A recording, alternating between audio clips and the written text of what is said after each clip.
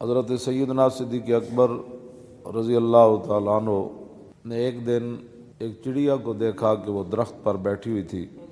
تو آپ نے فتنفس الصعداء، آپ نے بڑی لمبی سانس کھینچی۔ یہ ان لوگوں کے لیے ہے کہ جو غلط لوگوں کے ساتھ کھڑے ہیں، پھر غلط ظلم کرتے ہیں، پھر حکمرانوں ہی کرتے ہیں، پھر حکمرانوں کے کاسہ لیس بھی ہیں اور ان کی غلط باتوں کی تائید بھی کرتے ہیں، یہاں تک کہ وہ اسلام کے خلاف بھی اگر کوئی بات کر دیں تو پھر بھی اس کی وہ تعویلیں کرتے ہیں اور کہتے ہیں نہیں انہوں نے تو کچھ بھی نہیں کیا، وہ تو بڑے عاشق رسول ہیں۔ تو یہ ان بدبختوں کے لیے ہے کہ افضل الخلق بعد الرسل ہوں اور اسلام قیامت تک ان کا مکروز ہو، اور ان کی غار والی ایک نیکی جو حضور کی ناموس کے لیے انہوں نے کی، اور دن والی ایک نیکی جو مرتدین اور ختم نبوت کے منکرین کے خلاف جو آپ نے لشکر بھیجا، تو حضرت فاروق اعظم رضی اللہ تعالیٰ عنہ فرمایا کرتے تھے کہ صدیق دن والی نیکی دے دے، رات والی نیکی دے دے تو عمر کی ساری نیکیاں لے لے۔ اور جن کے بارے میں نبی علیہ الصلوۃ والسلام نے فرمایا کہ اللہ رب العالمین عرش پر ناپسند کرتا ہے کہ زمین کے اندر صدیق سے کوئی غلطی ہو جائے۔ اور صحابہ اکرام فرماتے ہیں کہ جیسے نبی علیہ الصلوۃ والسلام جب ظاہری دنیا سے تشریف لے گئے نا، تو اس وقت مدینہ پاک میں جو گہرام مچا، تو جب سیدنا صدیق اکبر دنیا سے تشریف لے گئے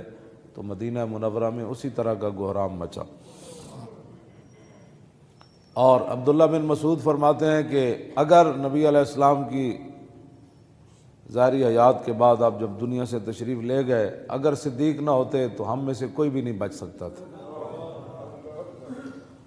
اتنی شانیں وہ تو نہیں، وہ تو حضرت عمر کی اتنے نیکیاں ہیں جتنے ستارے آسمان کے، تو حضرت عمر کہتے ہیں کہ میں صدیق کی ایک نیکی مجھے مل جائے میں ساری دینے کے لیے تیار ہوں۔ یہ ساری شانوں کے باوجود، اور جو آپ نے تنخواہ لی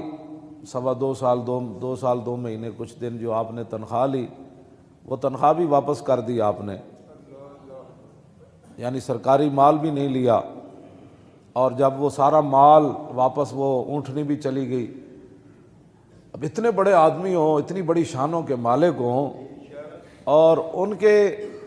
جو ہے وہ یہ بھی میرے سامنے پڑا ہے، امام عبدالرؤف مناوی نے لکھا کہ آپ کا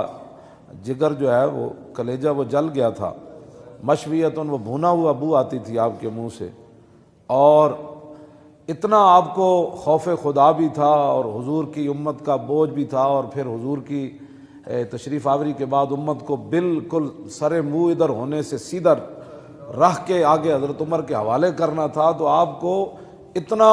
خوف خدا تھا اور حضور کی امت کا اتنا درد تھا، اور دین کا اور حضور کی ختم نبوت کا، ناموس رسالت کا۔ جو رات آپ سوتے تھے تو صحابہ کہتے ہیں جب آپ کا وصال ہو گیا تو پھر جب ہم نے وہ جگہ دیکھی جس چارپائی پر وہ سوتے تھے تو اوپر والی چھت بھی سیاہ ہو چکی تھی۔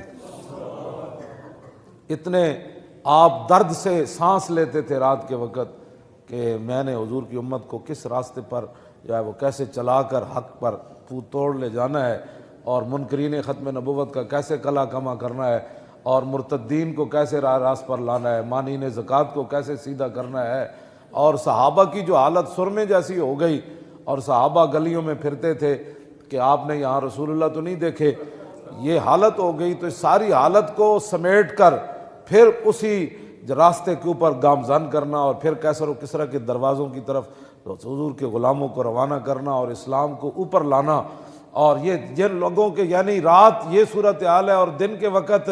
جو ہے وہ جو کھانا ہے وہ مدینہ منورہ کے ایک عام صحابی، جو عام صحابہ عام تو نہیں ہے، مراد یہ ہے کہ کھانے پینے کے لحاظ سے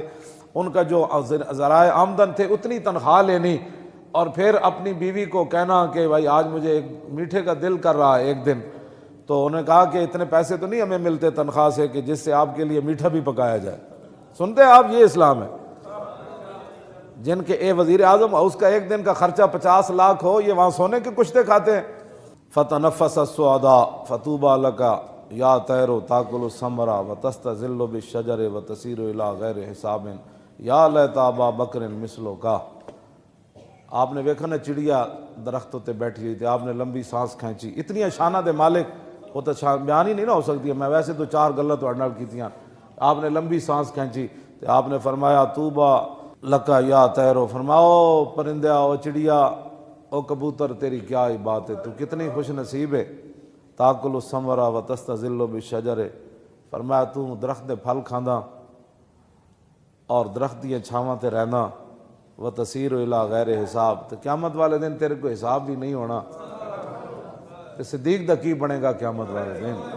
انہوں تو رب دے سامنے حساب دینا پینا ہے۔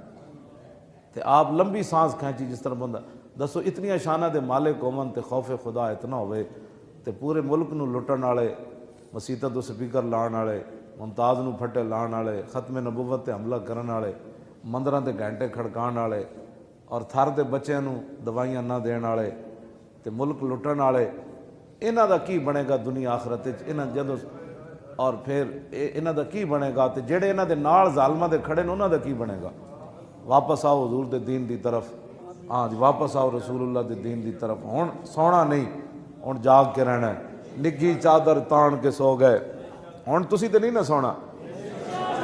ہاں نگھی چادر تان کے سو گئے، مالک چور پچھان کے سو گئے، لٹن والیاں رج کے لٹیا، جاگن والے جان کے سو گئے۔ ہن نہیں سونا، حضور دا دین لیاؤ، کیوں جی؟ ہاں توجہ جی، او توجہ بھائی، انشاءاللہ جدو تسی حضور دے دین دی طرف چل پاؤ گے نا، ایک قرآن دا وعدہ ہے، نص ہے قرآن دی، والذین جاہدوا فینا لنہدینہم سبلنا وان اللہ لمع المحسنین، فرمایا جو لوگ ہمارے راستے میں چلنا چاہتے ہیں، محنت کرتے ہیں ہمارے، والذین جاہدوا فینا، ہمارے لیے محنتیں کرتے ہیں، لنہدینہم سبلنا، تو میرے حبیب انہوں نے دس دے وہ میں اتنا کریم ہاں کہ انہاں واسطے کئی راستے کھول دیاں گا، کئی راستے انہاں واسطے میں ہموار کر دیاں گا۔ چلن صرف اے، ہاں جاہدو دا مطلب ہے محنت، صرف اے پہلے محنت اے کرن، ستیا نہیں آندا، ہاں